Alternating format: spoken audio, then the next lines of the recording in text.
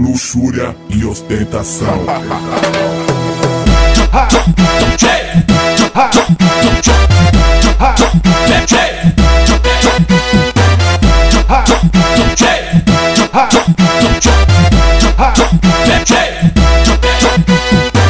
Uma corda de ouro apavorante, ofuscante, chavosa e radiante, aparelho em platina e diamante, daquele sorriso estonteante. Diz pra mim que moleque não quer os garotos que nunca andam a pé, que forgar de verdade no rolê. Tá de Volvo R6 e Santa Fé, atitude Marisa é o que mais tenho. O que tem ainda é pouco, vamos além, corre atrás do progresso que ele vem. Nosso critério é só viver bem, não me apego no que tu vai falar. O que eu faço tu pode imaginar, é fácil apontar e me julgar, mas você queria estar no meu lugar.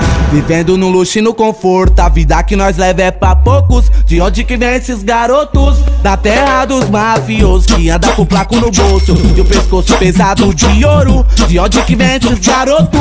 Da terra dos mafiosos, vivendo no luxo e no conforto, a vida que nós leva é pra poucos. De onde que vem esses garotos? Da terra dos mafiosos, que anda com placo no bolso e o pescoço pesado de ouro. De onde que vem esses garotos? Da terra dos mafiosos, vivendo sem limite, dinheiro não é problema. Fartura e alegria pra família, esse é o lema. Cordão de ouro maciço e um visual que apavora. Vem que é tudo nosso, e se não for nós compra. E se não for nós compra. E se não for nós compra. Vivendo no luxo e no conforto, a vida que nós leva é pra poucos. De onde que vem esses garotos?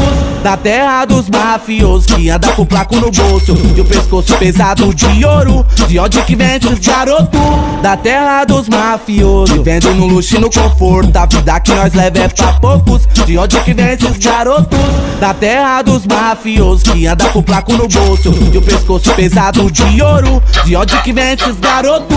Da terra dos mafiosos. Luxúria e ostentação. Ha!